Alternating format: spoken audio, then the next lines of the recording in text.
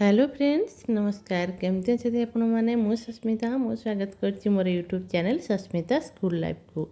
आज गोटे perfect festive थाली हो बा डिनर थाली हो प्रस्तुत होती आपण मानू सेयार करी बोली भाविली। आज हूँ पूरी आधे आलुदम आटकाड़ी आपड़ खीरी करें मुझे चाहिए टी अटकाड़ी करने को तो ता सहित किसी स्वीट्स आ बहुत बढ़िया फेस्टिव थाली आप प्रस्तुत करें नहने स्पेशल डिनर थाली भी प्रस्तुत करें। तो चलतु प्रस्तुत करवा आगे अटकाड़ी करके रखिदबा। अटकाड़ी मुझे भूली जाइए जंतणीटा प्रस्तुत कला बेले पिठो चाउल चूनार बा पिठो को गरम पानी रे जंतुणी आप जानते प्रस्तुत करके रखिदेवे। गरम पानी टिके लुण पकईकि जंतुणी प्रस्तुत करदे। तापर ताको छोट छोट गोलाकार सेप हो एमती लंबाड़िया मुझे देखिपे से टाइप्र आपड़ छोट छोट कर तार गोटे बा गोल गोल कर आप जेकोसी सेप्रे छोट छोट बल करदे।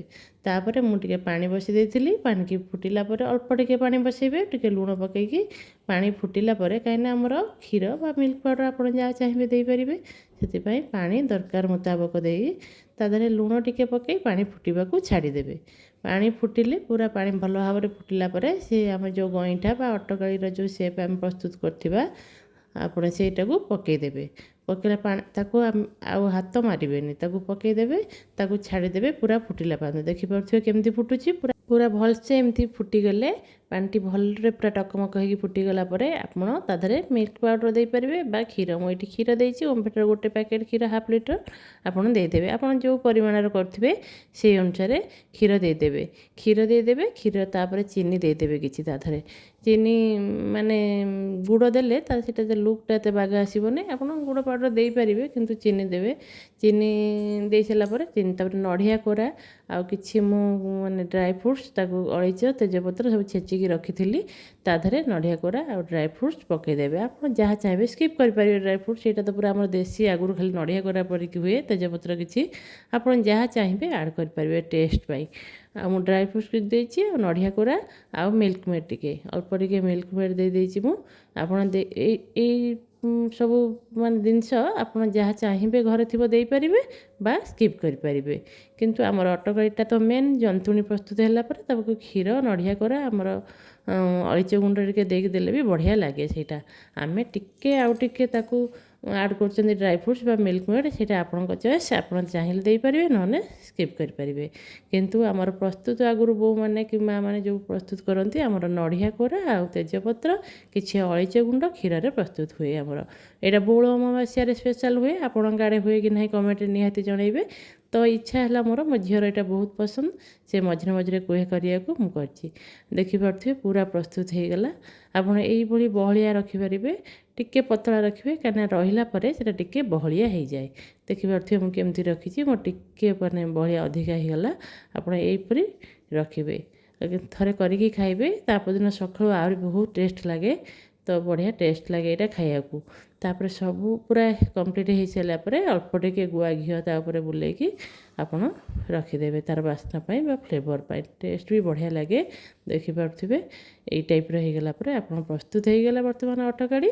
तापर आम पूरी करवा बा पूरी पाई तार डो प्रस्तुत करदेबा ताकू अटा दलिकी रखिदबा ताधरे मु अटा 2 कप आउ अल्प मैदा अटा जी तार अधा मैदा आ गोटे मुठा खंड बा गोटे छोट कप्रे हो आप देखिकी जदि 2 कप अटा 2 कप मैदा नौथे अल्प टिके 2-3 चामच खंड सुजी देवे बढ़िया टेस्ट लगे क्रिस्पी लगे बढ़िया टेस्ट भी लगे।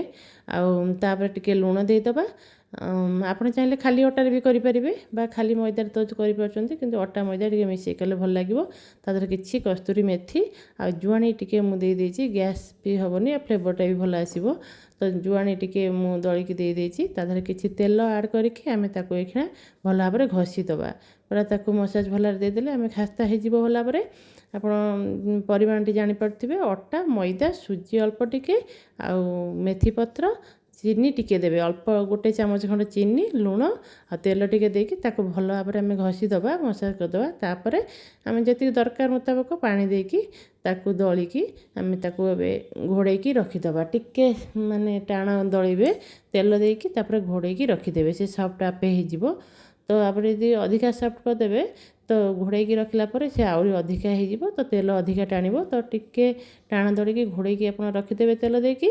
ତାପରେ ଆପଣ ପୁରୀ ପ୍ରସ୍ତୁତ କଲାବେଳେ ଭଲ ଭାବରେ ଆଉ ଟିକେ ଦଳି ଦଳିକି ଗୁଳା କରିକି ଆପଣ ସେତେବେଳେ ପୁରୀ ପ୍ରସ୍ତୁତ କରିବେ। ତେଲ ଦେଇକି ବର୍ତ୍ତମାନ ମୁଁ ଘୋଡ଼େଇକି ରଖିଦେବି। ତାପରେ ତେଲ କଢ଼ା ବସାଇଦେବା। ତେଲ ଗରମ ହେଲା ପରେ ଆମେ ପୁରୀ ପ୍ରସ୍ତୁତ କରିବା। ତାପରେ ସେଇ ହିସାବରେ ଅଟା ଦଳା ହେଇକି ରଖା ହେଇଗଲା। ଏବେ ଆମେ ତରକାରୀଟା ପ୍ରସ୍ତୁତ କରି ରଖିଦେବା। ଆଳୁକୁ ମୁଁ ଛୋଟ ଛୋଟ କରିକି କାଟିକି ରଖିଦେଇଛି। ଆପଣ ଚାହିଁଲେ ସିଝେଇକି ବି କାଟିପାରିବେ, କିନ୍ତୁ ମୁଁ ଡାଇରେକ୍ଟ ମସଲା ସହ କଷିକି ରଖିଦେଇଛି, ଆଳୁ ସିଝେଇ ନଥିଲି। ତେଲରେ ଟିକେ ଜିରା ଆଉ କଞ୍ଚା ଲଙ୍କା ଟିକେ ଚିରିକି ଦେଇଦେବେ। ତାପରେ ପିଆଜ କିଛି କଟା ପିଆଜ ଏଥିରେ ମୁଁ ଦେଇଛି। କଟା ପିଆଜ ଟିକେ କିଛି ଦେଇକି ତାକୁ ଭାଜିଲା ପର୍ଯ୍ୟନ୍ତ, ଭଲ ଭାବରେ ଭାଜି ହେଲା ପର୍ଯ୍ୟନ୍ତ ତାକୁ ଆମେ ଛାଡ଼ିଦେବା। ପିଆଜଟି ଟିକେ ଲାଲ ହେଇ ଆସିଲା ବେଳକୁ ଆମେ କାଟିକି ରଖିଥିବା ଯେଉଁ ଟମାଟୋ ସେଥିରେ ଆଡ଼୍ କରିଦେବା। ଟମାଟୋ ତା ଭିତରେ ବି ଭାଜି ହେଇଯିବ। ତା ଦେହରେ ତେଲରେ ମସଲା ଦେବା ପୂର୍ବରୁ ଆମର ବେସିକ୍ ମସଲା ଯାହା ହଳଦୀ ଗୁଣ୍ଡ, ଲଙ୍କାଗୁଣ୍ଡ ଆଉ ଲୁଣ ସବୁ ସେଇଥିରେ ଆଡ଼୍ କରିଦେବା। ଆଡ଼୍ କରିଦେଇକି ଆମେ ଯେଉଁ ମସଲା ମୁଁ ବାଟିକି ଆଗରୁ ରଖିଛି, ଅଦା, ରସୁଣ, ଜିରା, ଧନିଆର ପେଷ୍ଟ ତା ଦେହରେ 2 ଚାମଚ ଦେଇକି ତାକୁ ଭଲ ଭାବରେ କଷିଦେବା। ଟିକେ ମାନେ ଟମାଟୋ ସ୍ମୁଥ୍ ହେଇଯିବ ଆଉ ପିଆଜ ମସଲା ସବୁ ତା ଦେହରେ କଷି ହେଇଯିବ। ମୁଁ ଯେହେତୁ କଞ୍ଚା ଆଳୁକୁ କାଟିକି ରଖିଛି, ଆପଣ ସିଝା ବି ଚାହିଁଲେ ସିଝେଇକି କାଟିକି ରଖିପାରିବେ। ତାକୁ ଘୋଡ଼େଇକି ଏମିତି ମସଲା ଟିକେ ପ୍ରସ୍ତୁତ କରିଦେବା। ଆମେ କଷିଦେବା ଘୋଡ଼େଇକି, ଟିକେ କଷି ଆସିଲେ ତାର ଅଦା ରସୁଣର ବାସ୍ନା, କଞ୍ଚା ବାସ୍ନା ସବୁ ପଳେଇଲା ପରେ ତା ଦେହରେ ଆପଣ ଚାହିଁଲେ ଦେଇପାରିବେ ଚିକେନ୍ ମସଲା ଟିକେ ଭଲ ବାସ୍ନା ଆସିବ। ଆଉ ଗରମ ମସଲା ଟିକେ ଦେଇକି ତାକୁ ଆଉ 2 ମିନିଟ୍ କଷିବା। କସ୍ତୁରୀ ମେଥି କିଛି ମୁଁ ଏଥିରେ ଦେଇଛି, ଆପଣ ଦେଇପାରିବେ, ବଢ଼ିଆ ବାସ୍ନା ବି ଆସେ। ତାକୁ ଦେଇକି ଭଲ ଭାବରେ ମସଲାଟିକୁ କଷିଦେବା। ଦେଖିପାରୁଥିବେ ତେଲ ଉପରକୁ ଉଠି ଆସିଲେ ମସଲାଟି ପୁରା ରେଡ଼ି ହେଇଗଲା। ଏଇ ସାଇଜ୍ର ମୁଁ କଞ୍ଚା ଆଳୁକୁ କାଟିକି ରଖିଛି, ତା ଦେହରେ ମସଲା ସହିତ ଏ ଆଳୁକୁ ମୁଁ କଷିବି। ଆପଣ ଚାହିଁଲେ ଏଇଠି ସିଝା ଆଳୁ ଦେଇପାରିବେ, 5 ମିନିଟ୍ କଷିକି ସିଝା ଆଳୁରେ ଗରମ ପାଣିଟା ଦେଇପାରିବେ। ମୁଁ କିନ୍ତୁ କଞ୍ଚା ଆଳୁ ଯେହେତୁ କରିଛି, ତାକୁ ସିମ୍ରେ ମୁଁ ଆଉ କିଛି ସମୟ ତାକୁ କଷିଦେଲି। ତା ଭିତରେ 50% ସିଝିଗଲା ପରେ, ଭଲ ଭାବରେ ସିଝିଗଲା, ତା ଦେହରେ ଗରମ ପାଣି ମୁଁ ଦେଇଦେବି କିଛି। ଗରମ ପାଣି ଆପଣ ଯେତିକି ଶୁଖା କରିବାକୁ ଚାହୁଁଥିବେ କି କିଛି ଅଳ୍ପ ଝୋଳ ରଖିବାକୁ ଚାହୁଁଥିବେ, ସେହି ହିସାବରେ ପାଣି ଦେବେ। ମୁଁ ମୋ ହିସାବରେ ଶୁଖିଲା କରିଛି, ତାକୁ ମୁଁ ଘୋଡ଼େଇକି ରଖିଦେଲି ସିଝିଲା ପର୍ଯ୍ୟନ୍ତ। ଦେଖିପାରୁଥିବେ ଆଳୁଟି ପୁରା ସଫ୍ଟ ହେଇ ଆସିଲାଣି ଆଉ ସିଝିଗଲାଣି। ଆଉ ଯେତିକି ସମୟ ତାକୁ ସେ ଘୋଡ଼ା ହେଇକି ରହିବ, ତା ଭିତରେ ପୁରା ସଫ୍ଟ ହେଇଯିବ। ଆଳୁଟି ପୁରା ସିଝି ଆସିଲାଣି। ଏବେ ତାକୁ ଆମେ ଘୋଡ଼େଇକି ଏମିତି ଘୋଡ଼େଇକି ତାକୁ ଆମେ ସିଝେଇଦେବା। ତାପରେ ଟିକେ ସିଝିଗଲା ପରେ ଆମେ ତା ଦେହରେ ଟିକେ ଗରମ ମସଲା, ଆପଣ ଧଣିଆ ପତ୍ର ଥିଲେ ଆପଣ ସେଠି ଆଡ଼୍ କରିପାରିବେ। ମୁଁ ଘୋଡ଼େଇକି ରଖିଦେଲି। ଆମର ତରକାରୀ ତ ଏବେ ପ୍ରସ୍ତୁତ ହେଇଗଲା। ଆମେ ଯେଉଁ ଅଟା ଗୋଳେଇକି ରଖିଥିଲେ ବା ଦଳିକି ରଖିଥିଲେ, ତା ଦେହରେ ଏବେ ପୁରୀ ପ୍ରସ୍ତୁତ କରିଦେବା। ପୁରୀର ଦଳାଟାକୁ ଆମେ ତେଲ ଦେଇକି ଘୋଡ଼େଇକି ରଖିଦେଇଥିଲେ, ତାକୁ ଭଲ ଭାବରେ ଦଳିକି ଆପଣଙ୍କ ସେପ୍ ହିସାବରେ ଗୁଳା କରିଦେଇକି ଏମିତି ପ୍ରସ୍ତୁତ କରିଦେବା। ଏମିତି ଥରେ ପୁରୀ କରିକି ଦେଖନ୍ତୁ, ମୁଁ ଯାହା କହିଲି ସେହି ହିସାବରେ ଆପଣ ନିହାତି ଥରେ ଟ୍ରାଏ କରିବେ। ବଢ଼ିଆ ପୁରୀ ହୁଏ ଆଉ ଟେଷ୍ଟ ବି ବଢ଼ିଆ ଲାଗେ। ଆପଣଙ୍କ ସେପ୍ ଅନୁସାରେ ବଡ଼ ଛୋଟ ଏମିତି ଆପଣ ଛାଣିପାରିବେ। ପୁରୀ ଆମର ପ୍ରସ୍ତୁତ ହେଇଗଲା। ଏମିତି ଥରେ ନିହାତି କରିକି ଦେଖିବେ। ଆଉ ସାଙ୍ଗମାନେ, ଯଦି ଚ୍ୟାନେଲଟିକୁ ସବସ୍କ୍ରାଇବ୍ କରିନାହାନ୍ତି, ପ୍ଲିଜ୍ ସବସ୍କ୍ରାଇବ୍ କରିଦେବେ।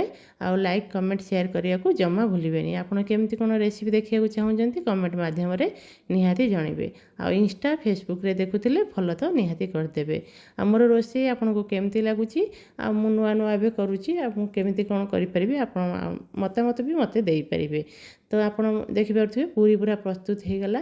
ଆମର ଏବେ ପୁରୀ, ଆଳୁଦମ୍ ଆଉ ଅଟକାଳି ଆଉ କିଛି ସୁଇଟ୍ସ ପ୍ରସ୍ତୁତ ହେଇଗଲା। ଆପଣ ଏମିତି ଥରେ ଯେକୌଣସି ଫେଷ୍ଟିଭାଲ୍ ହେଉ କି ଗେଷ୍ଟ ଆସିଥିଲେ କି ଆପଣ ସ୍ପେଶାଲ୍ ଡିନର୍ କରି ଖାଇପାରିବେ। ରହୁଛି, ନମସ୍କାର, ଜୟ ଶ୍ରୀ ଜଗନ୍ନାଥ।